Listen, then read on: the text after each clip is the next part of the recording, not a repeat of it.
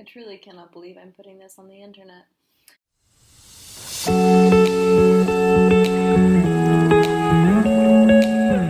Okay, hi guys. I'm gonna try that heatless curls thing that was happening like 3 months ago at the very least, and my hair's straight right now. I'm gonna wet it and I'm gonna do the heatless curls thing, but I'm gonna do it with a t-shirt because I didn't purchase the heatless curls thing, okay? Hey guys, if you like this video, please make sure to subscribe, turn your notifications on, thumbs up, and leave a comment for me. I just love telling stories. Thanks so much. So, here's the halfway product. I decided on using a kitchen towel. Clearly you can tell that it's not symmetrical. And then I only went in this direction. So hopefully they'll all be facing outwards and it'll look as good as it does when I curl my hair. I'm really excited about this, guys. I watched like way too many TikTok tutorials on this, okay? I'm way too prepared. Guys, I realize I have this incredibly insane story about having strep throat for an entire month before COVID. It's awful. It's awful. It goes through hell and back. It was a time. Can't wait to tell you about it. I'll be sleeping like a little Amish girl. Good night. Good morning. Now that I look like a very tired George Washington, I'll be taking out this hair. Okay, so I will say that like it was not very pleasant to sleep in. It kept like moving back, like if you can see how far back this goes, like it kind of was like that when I was sleeping, and it was just not, I was not having a good time. I was not enjoying falling asleep with this on my head. Hopefully these curls are worth it. When I wet my hair last night, I did also put some like curling leave-in conditioner in there when I brushed it out. Oh my god, that's really staying. That's really staying. Okay, they did not play. Alright, hopefully the kitchen towel didn't mess it up. I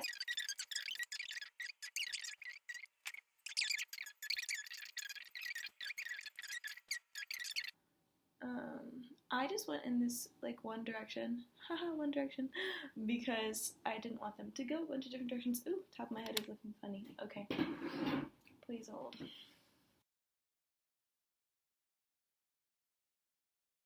This is what we're working with right now. So I think it needed to fully dry. I don't think it was dry. Like I think if I did that without heat, it would have worked better. Without heat, without water. Alright, not a fan. I have a couple stories for you. Let me set the scene for you. It's February of 2020. I just turned 21. On January 21st, we went out on the weekend of the 25th. Me and all my friends, downtown, the whole shebang. You know how 21st birthdays are. And, I start feeling sick. And I tend to get strep throat often. I've probably had it 9 to 10 times in my lifetime, every year about, and I pretty much have been getting it since I was 10 years old.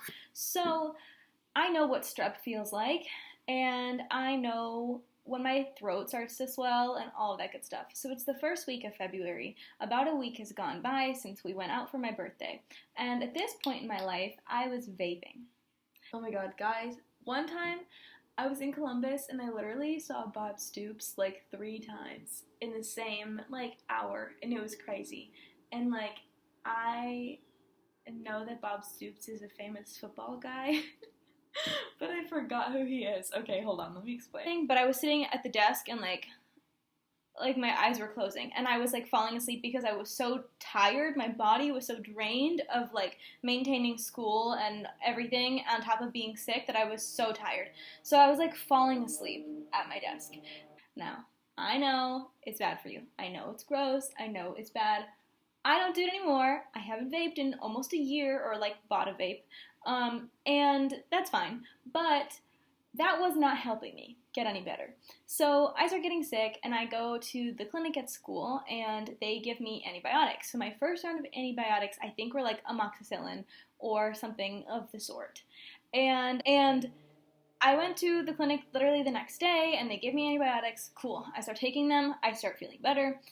And I have this really bad habit of not finishing my antibiotics. And like I know you need to, and I've learned this the hard way. I just don't.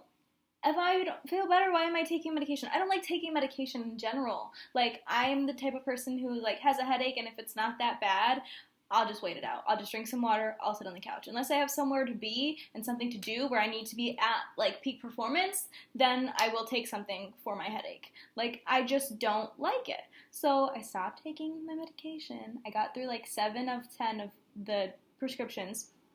And sure enough, my throat does not get better. Like, the symptoms of strep throat are going away, right? I don't have a headache, I don't have a fever, I don't have a stomach ache, but my throat is still swollen.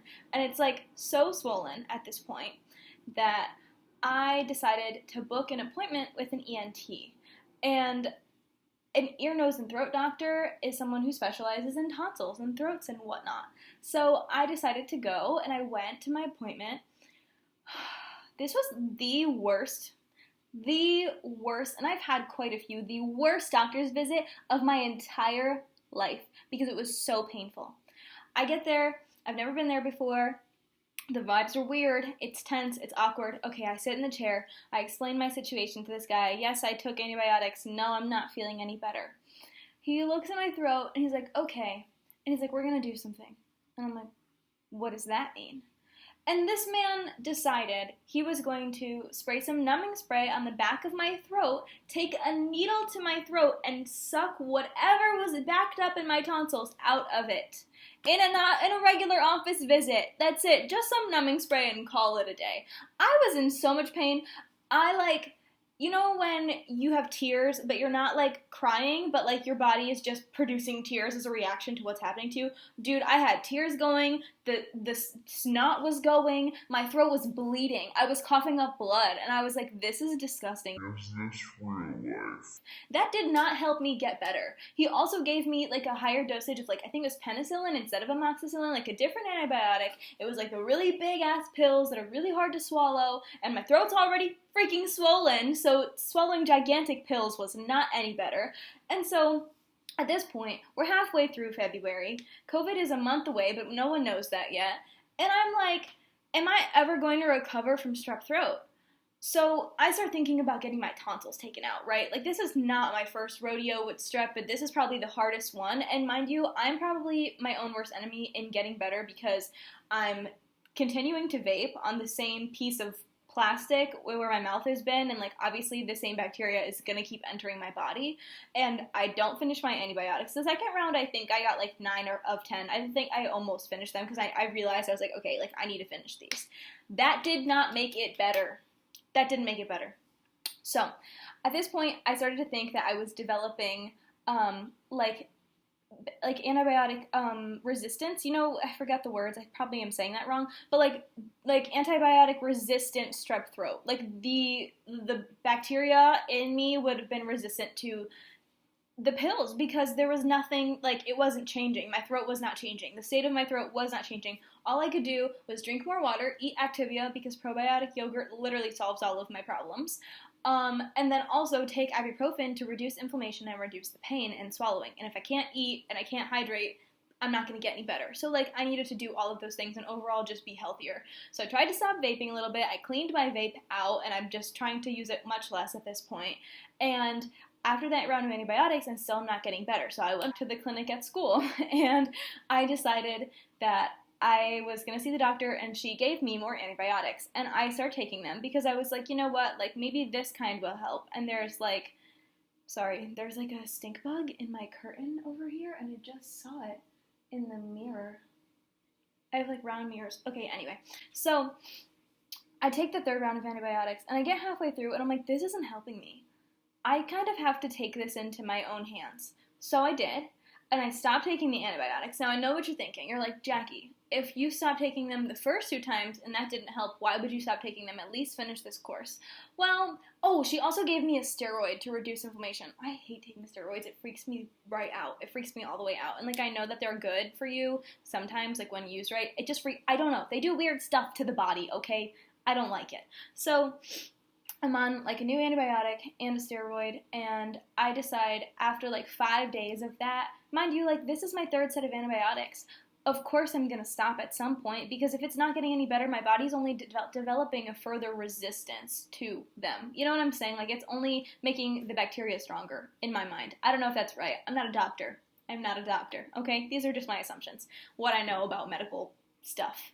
And so, after all of that, I finally started eating 2 or 3 yogurts a day, drinking lots of water, taking ibuprofen, and eventually the swelling went down. Now, my tonsils were no longer white as they get with strep throat. They were just big and red and inflamed. And so at this point, I decided to book a tonsillectomy. And it is an elective surgery, and like the insurance that I had at the time like was able to, cover like the majority of it. And it was booked for May 11th, I believe. I might have that date wrong. But after COVID happened in March, they canceled all elective surgeries. And so I was like, well, I guess I'm never going to get my tonsils out.